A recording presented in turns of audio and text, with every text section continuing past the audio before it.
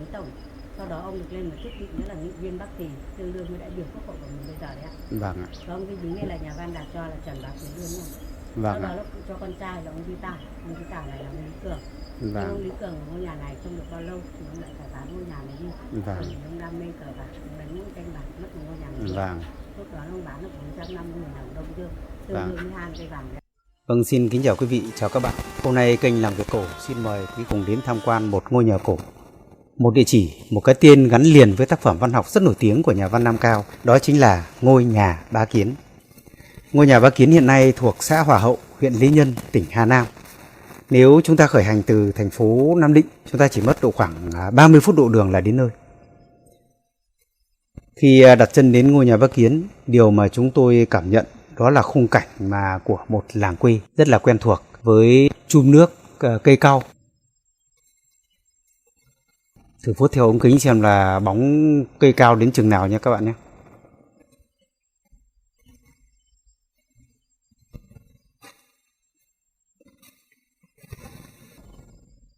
Thông thường thì ở các nếp nhà cổ thì người ta hay trồng là chuối đằng sau cau đằng trước, còn đây là vài bụi ngọc anh. Đây là chú em Xuất Kiên đi cùng tôi.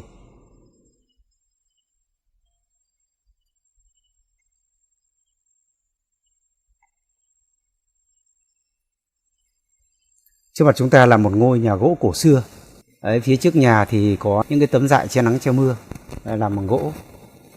Ở trên mái nhà thì lợp bằng những cái lớp ngói ta. Những cái lớp ngói ta đã ngả màu rồi, thể hiện qua thời gian năm tháng.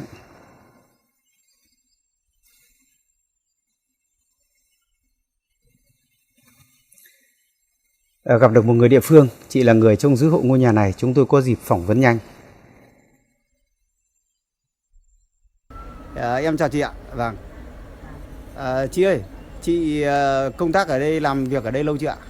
Chị làm công tác ở đây là từ khi nhà nước mua ngôi nhà này cho đến nay là được 15 năm rồi. 15 năm ạ? 15 năm. Vâng. Và Năm ạ. 2007 Tức là từ khi mua về đấy ạ? Vâng, đúng rồi. Vâng. Khi nhà nước mua ngôi nhà này thì cũng nhờ nhiều người trông nom. Vâng ạ. Nhưng không ai chịu trông nom. À thế ạ. Lý do tại sao ạ? Bởi vì trông nom là lúc đó là chưa có lương. À thế ạ. Không chịu trông nom. Thế đến bây giờ có chưa ạ? Đến bây giờ thì hiện giờ là nhà nước cũng bảo cô là làm đơn giấy tờ thì cô cấp cho cô mỗi tháng 80.000 đồng.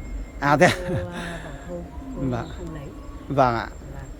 Vâng. Thế còn thì bây giờ là chị giới thiệu ngôi nhà của cụ Bá Kiến. Vâng ạ. Dạ vâng. Ngôi nhà của cụ Bá Kiến trước đây là gồm có 3 dãy nhà. Vâng ạ. Đây là dãy nhà chính, còn 2 dãy nhà ngang, hai bên cạnh quay vào nhau thì nhìn chữ U. Vâng. Trước là lối đi bên tay phải, nhưng trong quá trình nhiều năm thì 2 dãy nhà ngang cung cấp. Các gia chủ trước là bác Tháo dẫn đi rồi. Vâng ạ. Còn ngôi nhà chính thì thôi. Nhưng ngôi nhà chính này là vẫn tương đối nguyên vẹn.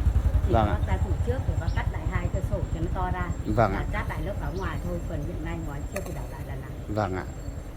Còn những đời gia chủ ở ngôi nhà này từ trước đến nay là cũng cụ hai người khởi dựng ngôi nhà này đầu tiên. Vâng. Cụ là một người lái buôn giàu có nhất ở cái huyện Lý Nhân này ạ. Vâng. Sau đó là cụ cho con trai là ông Duy Sầm và ông Duy Cát là con cụ Sầm. Nhưng đến đời ông Duy Cát thì thiếu nợ như Duy Bính, cho nên là phải bán nhà đi để trả nợ. Vâng ạ. Và ông Duy Bính tôi cô thường gọi là ông Chánh Bính, bởi vì ngày xưa ông là một chánh tổng.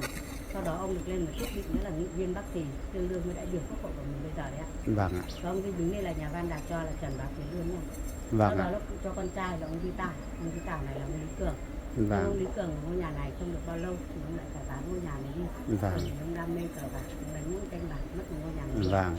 Lúc đó ông bán được 450.000 đồng Đông Dương, tương Vâng. đương với 2 cây vàng đấy. Vâng ạ. Sau đó ông Hậu như Việt Kiều về thì ông mua được ngôi nhà này. Nhưng ông Hậu qua đời thì không con cái, ông cho ông Hòa là cháu. Đến khi ông Hòa qua đời và con Tháo dẫn ngôi nhà Nam bên tay phải đi thì nhà nước biết tin được năm 2007 thì nhà nước mua với giá là 700 triệu đồng. Vâng.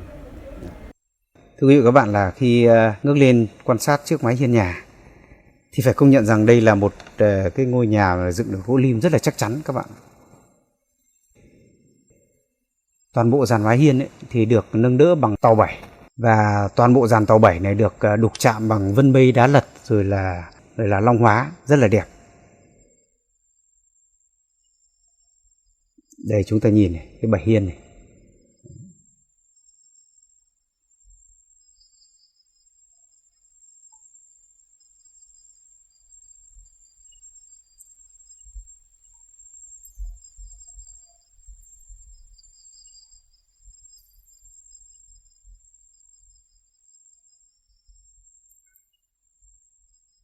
Ngôi nhà này được xây dựng gồm có 3 gian các bạn. 2 gian đầu hồi vít ốc và nhà có 3 tùng cửa. Ở những tấm cánh cửa bức bàn ấy, chứ chúng ta nhìn đấy, những nét rêu mờ theo thời gian năm tháng.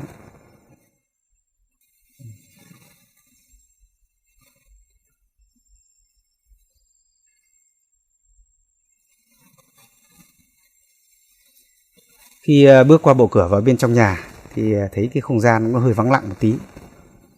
Được biết là ngôi nhà này được xây dựng từ năm Bính Thìn 1904 và tính đến nay thì đã là 117 năm rồi các bạn ạ. Trên mái thì nó được lợp bằng một cái lớp ngói màn bằng đất nung. Cái này là tạo cái độ mát mẻ cho ngôi nhà.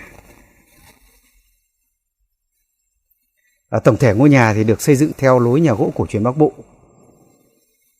với những cái bộ khung gỗ lim, 4 hàng cột và 16 cây cột gỗ lim to dựng lên trên những cái viên đá tảng mà được đục bằng thủ công truyền thống các bạn.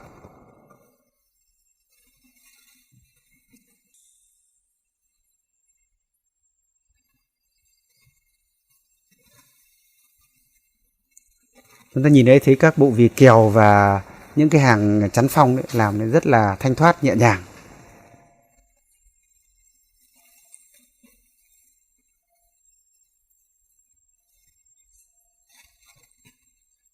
Những con trồng kẻ bẩy ấy, thì là được chạm rất là công phu tỉ mỉ với hoa văn lá lật cách điệu.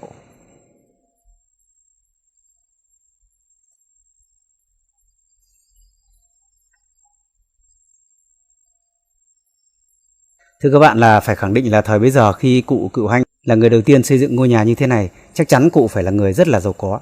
Ngôi nhà cổ này thì trước khi được Sở Văn hóa Du lịch Hà Nam quản lý đã từng trải qua 7 đời gia chủ, từ cụ Cựu Hanh này đến các đời ông Trần Duy Sầm, ông Trần Duy Cát, ông Trần Duy Bính, ông Trần Duy Tảo, ông Trần Hữu Hậu và ông Trần Hữu Hòa. Nhiều đời gia chủ sống tại ngôi nhà này lại gắn liền với những giai thoại, những câu chuyện ly kỳ nghe rất là hấp dẫn mà người dân địa phương vẫn hay kể cho khách du lịch được biết mỗi khi đến tham quan. Trong câu chuyện đó thì phải chú ý đến là người chủ thứ tư là ông Trần Duy Bính. Ông là nghị viên Bắc Kỳ và thường được gọi là ông Chánh Bính. Chính là nhân vật đặc biệt được nhà văn Nam Cao đưa vào tác phẩm Chí Phèo rất nổi tiếng với nhân vật chính là Bá Kiến. Ở tại ngôi nhà này thì chúng ta thấy là còn kê 2 chiếc giường, một chiếc giường rẻ quạt và một chiếc theo lối cổ. Với chiếc giường theo lối cổ này thì trên lại có đặt một chiếc cối xay thủ công. Không hiểu dụng ý như thế nào mà hay là do người trông coi là tiện thì đặt thôi. Ở cuối giường thì thấy vài niêu đất để cá kho. Đây là món đặc sản của làng Vũ Đại bây giờ. Nếu các bạn quan tâm thì video sau mình sẽ giới thiệu kỹ hơn về món đặc sản này cho các bạn tham khảo. Kính thưa quý vị và các bạn, trước khi rời khỏi ngôi nhà Bá Kiến, nhìn lại những cảnh vật xung quanh ngôi nhà, thấy có một bể nước này, một cối đá lỗ và cả những hàng chuối quanh nhà, Trần liên tưởng lại thấy khung cảnh của một thời xã hội xưa hiện diện mà các nhân vật được hiện thực hóa như là Chí Phèo, Bá Kiến trong tác phẩm văn học của nhà văn Nam Cao. Ta mới thấy là ngòi bút tài ba của nhà văn Nam Cao đã để lại cho đời một áng văn và một khung hình, một bức tranh tương phản và hiện thực rõ nét nhất của những kiếp người thời đại xã hội cũ. Và đến bây giờ, nhờ có cây bút tài hoa ấy đã làm nên một địa chỉ, một thương hiệu du lịch với văn hóa, kiến trúc và đặc sản làng Vũ Đại. Chúng tôi trân trọng gửi lời cảm ơn đến tất cả anh chị em đã cộng tác giúp đỡ kênh Làng Việt Cổ thực hiện video này. Xin cảm ơn quý khán giả đã chú ý quan tâm theo dõi. Lời cuối xin mến chào, hẹn gặp lại và đừng quên nhấn nút đăng ký và chia sẻ để ủng hộ kênh các bạn nhé.